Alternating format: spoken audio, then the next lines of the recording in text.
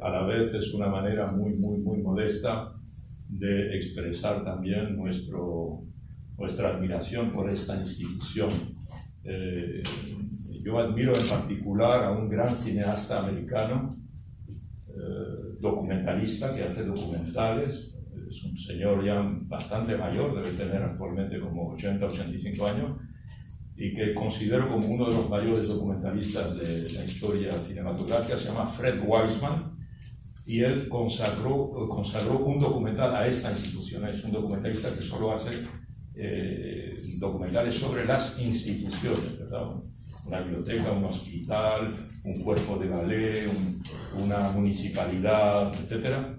Y en particular el documental que consagró a esta biblioteca es absolutamente formidable, y yo les invito a verlos para que tengamos una idea de la extraordinaria actividad que desarrolla esta institución, no solo aquí dentro de estos locales, sino en el conjunto, digamos, de la Municipalidad de Nueva York, que tiene una gran extensión. Entonces, yo quisiera decir algunas palabras simplemente, porque infelizmente no me voy a poder quedar la mañana aquí, y a la vez pido disculpas a los demás ponentes y a los organizadores, porque tengo una actividad prevista con un responsable de la CEPAL que intervino ayer por la tarde y que se está marchando esta tarde. Entonces, yo lo que quería era decir unas cuantas palabras sobre el momento que estamos viviendo. El otro día cuando hablé, dije que quería hablar sobre la educación y la aceleración del tiempo que conocemos hoy, ¿verdad? La aceleración del cambio. Estamos viviendo una época de cambios rápidos, y yo había tratado de hacer una reflexión sobre lo que significa el cambio rápido ahora y quizá en otros momentos. Entonces, hoy lo que quiero es subrayar otro aspecto de esta situación. Es decir, los profesores, los educadores, y repito, he sido profesor toda mi vida, y lo sigo siendo de posgrado, pero los profesores, en particular en la universidad, tenemos también que tener en cuenta en qué contexto general estamos interviniendo. No podemos pensar que lo que enseñamos es algo inmóvil, porque nada es inmóvil en el mundo, y ni las enseñanzas que recibimos en algún momento, ni la ciencia o la disciplina que aprendimos en algún momento, ni los estudiantes, que van cambiando. Y cuando uno es profesor, yo he sido profesor más de 35 años en la Universidad de París, como muchos de ustedes en sus respectivos centros docentes, pues es obvio que los propios estudiantes que llegaron cuando tenían 18, 19, 20 años, van cambiando, y los que se reciben al cabo del tiempo no tienen nada que ver, están impregnados de las transformaciones que se están produciendo. Y yo creo que es importante que los docentes tengan una idea de en qué mundo estamos, ¿verdad? Y lo que yo decía el otro día con los amigos del periodista que están en el Congreso paralelo a este, es que si hoy alguien nos preguntara qué es lo que está pasando aquí en el mundo, si nosotros al salir de la biblioteca nos encontramos con un marciano que acaba de desembarcar en este planeta y nos preguntase, oiga, señor, señora, dígame qué está pasando aquí, creo que sería muy difícil explicarle lo que está pasando.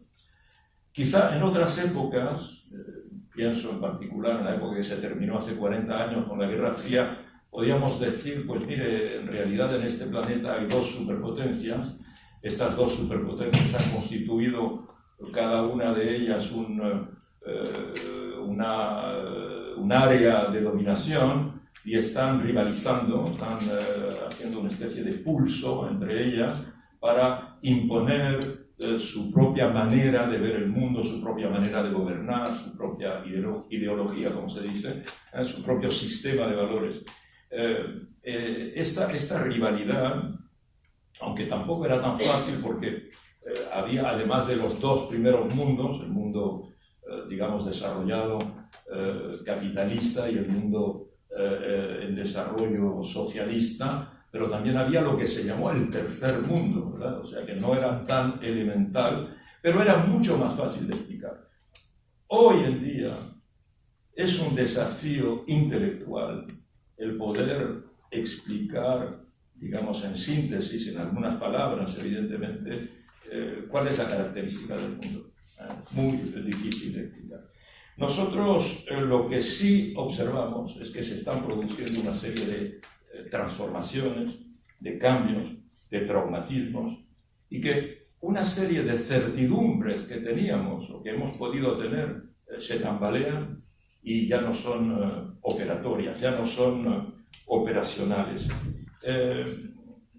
Tenemos la impresión de que muchas cosas en las que creímos o muchas cosas en las que pensábamos que algunos creían, pues ya no funcionan. Por ejemplo, para hablar de macropolítica, todos hemos pensado durante mucho tiempo que los Estados Unidos eran esencialmente el país que defendía la libre empresa y sobre todo el libre cambio, el libre comercio, y que imponía en el mundo la lógica del libre cambio, del libre comercio. Oiga, pero hoy los Estados Unidos, con el presidente Trump, son el país que más se oponen al libre cambio y al libre comercio.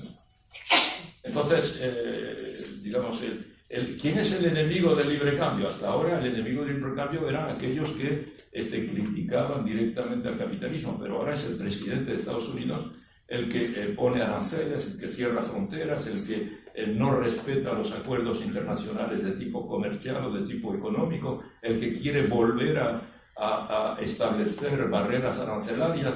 El conflicto con China en particular, tenemos esta situación paradójica, insólita e incomprensible, que es China quien defiende el libre cambio y los Estados Unidos quien se oponen al libre cambio. Digo esto para hablar de algo enorme, que obviamente nos desconcierta. Y igual que eso está ocurriendo en muchos sectores. Estamos viviendo en muchos sectores, muchas costumbres que pensábamos que estaban establecidas para siempre están cambiando, muchas profesiones están desapareciendo, están amenazadas, muchas actividades que pensábamos que estaban definitivamente establecidas están cambiando con la uberización de la economía, con la irrupción brutal de las nuevas tecnologías. Por ejemplo, antes uno se paseaba por las calles de Manhattan y lo que veía en cada paso de cebra, en cada paso para atravesar, eran esos cajoncitos transparentes con la prensa escrita. En particular, el New York Times o el New York Post estaban ahí en paquetes. Ahora observen, esos cajoncitos existen, pero no hay periódicos dentro. Por ejemplo, la prensa escrita de papel, podemos decir que ha desaparecido o está en vías de extinción acelerada. Y es una práctica importante. Los intelectuales se caracterizaban por precipitarse sobre la lectura de los periódicos cada día. Hoy lo hacen, obviamente, pero lo hacen de manera digital, ¿verdad? Eso también, en cierta medida, puede representar un peligro para el libro escrito. El libro escrito no estoy hablando de la lectura. Y de esa manera también desaparecen pues, profesiones, actividades económicas. Hay como un peligro general. Existirán tiendas, por ejemplo, tiendas, donde se entra y se habla con una persona que te vende un producto. Existirán, están cerrando miles y miles de tiendas a través del mundo porque la gente ahora compra a través de Internet y lo que hay son cada vez más nuevas empresas que son lo que se llaman empresas de paquetería, que te traen el paquete a tu casa, pero tú ya no vas. Por ejemplo, ahora algunos arquitectos piensan que los apartamentos de mañana no tendrán cocina, porque no hace falta una cocina, porque todo el mundo encarga la comida por vía digital. Lo que hace falta en la casa es que haya un desayunador, algo para preparar el desayuno, pero no para hacer de comer, porque nadie hace ya de comer, o prácticamente nadie está haciendo de comer. Quiero decir, cosas que parecían establecidas para siempre, una casa era una cocina, un salón, un dormitorio, un cuarto de baño, bueno, pues es posible que la cocina sea algo que esté en vías de desaparición. Entonces, repito, muchas cosas están cambiando y están cambiando, bueno, tanto en la política como en la vida práctica, como en la vida profesional. Por ejemplo, existirán universidades. Antes, yo me acuerdo, conozco bien a Lula, por ejemplo, y lo he seguido muchas veces, y Lula en casi todos sus discursos dice algo que es muy emocionante. Dice, bueno, yo no he tenido la suerte porque he nacido en el seno de una familia muy modesta y no he tenido la suerte de ir siquiera prácticamente a la escuela. Yo fui analfabeto durante mucho tiempo, era vendedor callejero, en las calles del nordeste de Brasil, y tuve que aprender a duras penas a escribir y a leer, pero tengo el placer, la satisfacción de ser el presidente en el mundo que más universidades ha creado. Y Lula ha creado como unas 16 universidades en los 8 años en los que fue presidente. Entonces, pero la pregunta es, ¿son necesarias hoy las universidades tal como las conocemos? Si yo puedo reunir a los estudiantes aquí y hacerles la proyección del mejor profesor de economía o del mejor profesor de cirugía o del mejor profesor de ciencias humanas, que está dando un curso en Alemania o que está dando un curso en Japón o está dando un curso en Estados Unidos o en Brasil o en Nigeria, y lo puedo ver aquí, y lo que necesito es un asistente simplemente con subtítulos, es un asistente que me haga trabajar sobre el curso pero va a seguir habiendo tantos profesores como ahora. La e-University, la universidad electrónica, evidentemente se está extendiendo y ya no hace falta que tengamos profesores o profesoras de segunda categoría o de tercera categoría o de cuarta categoría, si podemos tener a los mejores profesores del mundo. ¿Y por qué yo voy a privar a mis estudiantes de mi país y que sigan los cursos de los mejores profesores del mundo, considerados como los mejores profesores del mundo, para crear empleo local? Pero estoy desperdiciando los cerebros de los estudiantes. Y Rosalía nos decía en su intervención el otro día que la mayor riqueza de un país son los cerebros de sus alumnos, en la primaria en este caso, pero evidentemente en la secundaria también. Entonces, quiero decir, todo se está tambaleando y muchas cosas se están derrumbando. Y no solo cosas concretas y materiales, sino evidentemente muchos valores se están derrumbando. Valores de solidaridad, valores de humanidad, valores de ética. Cuando pensamos, mi especialidad es la comunicación, como saben, nosotros ahora trabajamos sobre todo sobre la cuestión de las fake news, ¿verdad? Esta mañana yo vi en C-SPAN la entrevista que dio anoche, la conferencia de prensa que dio anoche el presidente Trump. Y el presidente Trump, que evidentemente es un personaje digno de estudio, estaba dando una conferencia y un periodista le hace una pregunta, una periodista, porque los periodistas estaban off, no se les veía, y el presidente le dijo, no, lo que me estás preguntando es una fake news, me estás preguntando una fake news, tú eres un faker, tú eres un mentiroso, tú eres un mentiroso. Y bueno, y le dio la espalda y se fue. O sea, cuando sabemos que el que más fake news ha difundido en el mundo es el propio presidente Trump, ¿no? Pero quiero decir, es algo que ahora entra en el diálogo normal entre un dirigente y los periodistas, de cómo distinguir la verdad de la mentira, sencillamente en términos de comunicación. Entonces, hoy, si tuviéramos que responder a esta pregunta del marciano, ¿verdad? ¿Qué es lo que está pasando en este mundo? Yo, en todo caso, creo que los profesores, los docentes, tienen que tener una idea por jerarquía de importancia de lo que está pasando en el mundo. Y yo propondría, en todo caso, digamos, 3 parámetros que podrían indicarnos, en todo caso, dónde están las preocupaciones principales que deben orientarnos en la interpretación del mundo. Si por ejemplo, tuviera que definir el paisaje, ¿verdad? Geopolítico, geoeconómico, geoecológico de lo que ocurre en el mundo, diría que hay 3 peligros principales que amenazan el mundo. 3 peligros principales, no los voy obviamente a desarrollar, pero los voy a citar. Pienso que el peligro número 1 del mundo es el cambio climático. Y creo que no hay mejor momento para afirmarlo que este momento en que está quemándose lo que algunos periódicos llaman los pulmones de la Tierra. Es decir, el mayor productor de oxígeno del mundo, que es la Amazonía, se está quemando.